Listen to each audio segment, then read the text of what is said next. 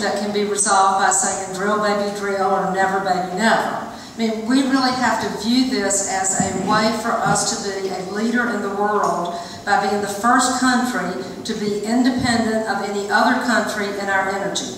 If anybody can do that, America can with their technology.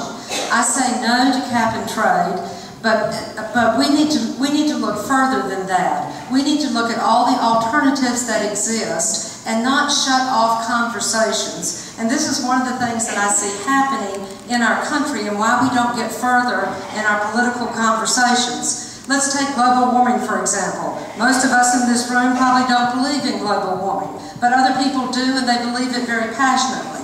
I say sidestep that issue. Let's not fight over something we can't agree on. We know that what has happened in the Gulf is a catastrophe. It's happened in Louisiana, and it's showing up on our shores. It's a problem we all have to deal with. We have to conserve. We have to have tax incentives for conservation. We have to have all alternative energy. Let's work together to have a solid energy plan for the greatness of this country. Thank you.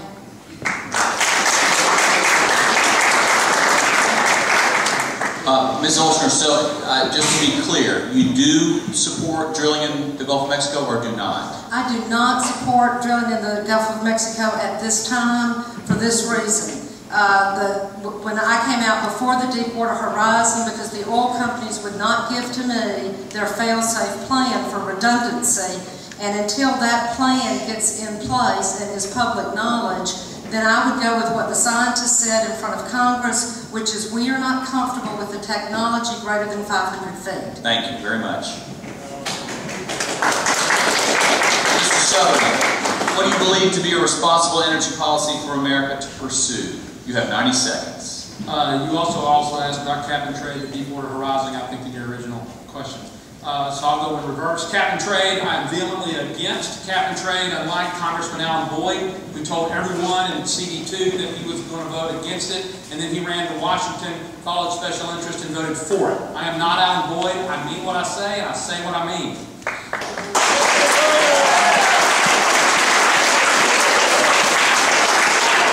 Secondly, drilling in the Gulf. When I was chairman of the Bay County Chamber of Commerce, and in 2008, chairman of the Military Affairs Committee of Bay County, a 65-year-old committee that's recognized in the Pentagon, we identified the mission line.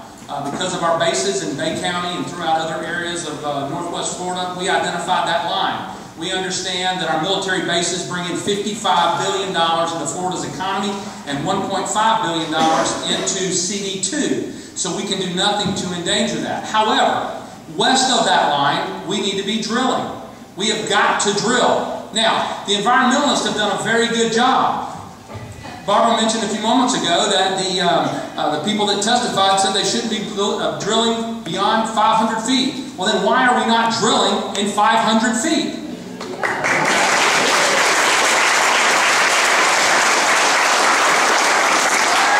And lastly, if you want to create greatness in this country, you cut private enterprise loose. Private enterprise created the light bulb, the car, the plane. They've got to have an incentive. And when they have an incentive, we will have a balanced energy plan of nuclear, of natural gas, clean coal, wind, you name it, and we will be the greatest nation because we have the greatest energy policy in this world.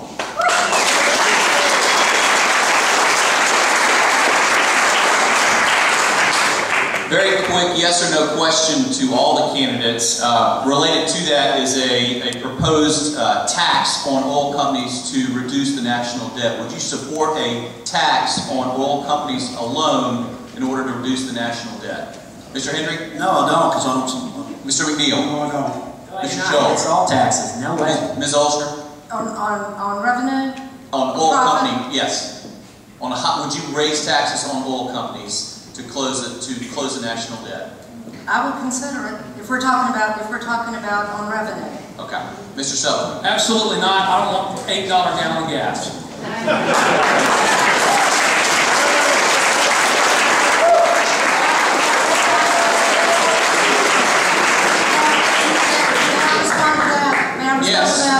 Ms. Olshner, yes, you may respond. BP last year's revenue was $326 billion.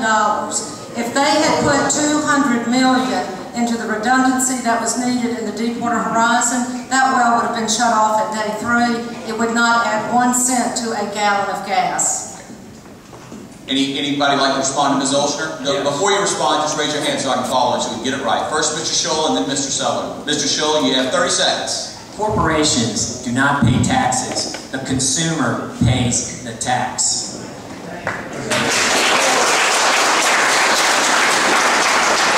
Mr. Sutherland? If Louisiana was given their God-given right to practice states' rights, they have determined they want drilling in their state. If Louisiana wants drilling in their state, then they should be able to drill in shallow waters on land. And as a nation, if we were drilling in the Dakotas, Montana, and in the AMWAR, where mosquitoes have feathers and no one lives, then we wouldn't have been in this mess that we were in with Deepwater Horizon. Thank you.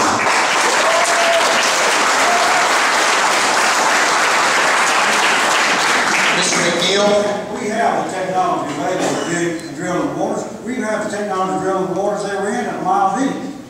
We're seeing these same rigs down in Brazil to drill in water 10,000 feet deep. So the technology is there, but you have to put the things in place that make certain that you have the oversight so that you do not make the screw-ups that BP did and destroy our ecology. When you say things in place, what are things? You have environmental guidelines of how each thing should have been done with automatic shutoffs and all those things they did not do. So some form of regulation. They already violated 400 different rules and they weren't, it was just a joke. Right. People on there who are inspectors, they tell them, just get on out of the way. We got to drill for. Thank you. Mr. Hendry. Yeah, you start taxing BP or any other oil company, you're going to start costing people their jobs. And they're going to start going overseas. We have to drill in the Gulf right now. As I said before, 30% of our oil production comes out of there. There's no telling how many years it might be 1, it might be 10 before we're able to get to the oil shale or the Montana fields as we're talking about. Thank you, Mr. Hendry. Thank you. The next question has to do with immigration, and we will begin with Mr. McNeil.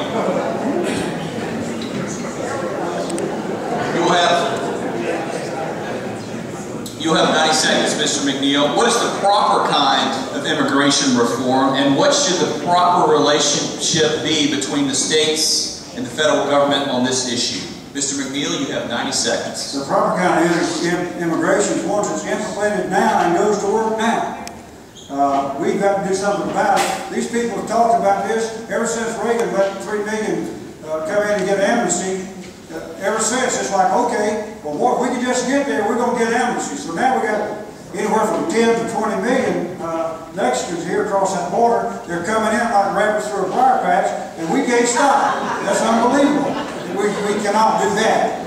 I guarantee you, we can put those people back out here. What I want to do is, if you can prove that you have a place to live and you have a job, let's give you a work permit. Let you pay a couple $100 if you got a job already. Buy you a work permit card to last for a year, and now you can work in America. Make the corporations have to have that card in order to employ one of them, and fine them criminally if they employ people that don't have cards. So you stop them from employing. Now, go in there and make them pay taxes on that money and send it into the federal government, because those Mexicans are fixing to file a tax return to begin with. So go ahead and get it. If you don't have a job, you don't have a place to stay, you got to get out of this country. We're going to put you out one way or the other. We're going to seal that from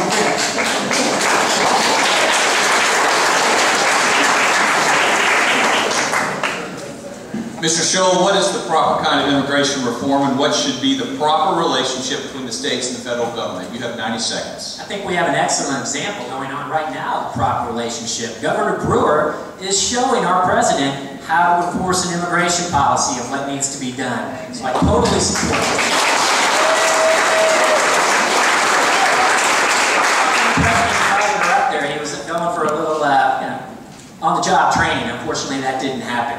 But if you read the Arizona law, it mirrors federal law. All it does is enforce it. It doesn't violate the 4th and the 14th Amendment. If anything, it's states' rights. It's the 10th Amendment in action. So she is showing the federal government how to do their job. But if we want to improve our immigration policy, remember James Madison. He said we should invite individuals of merit to our shores, individuals that will embrace liberty and freedom. The immigrants that are coming here right now are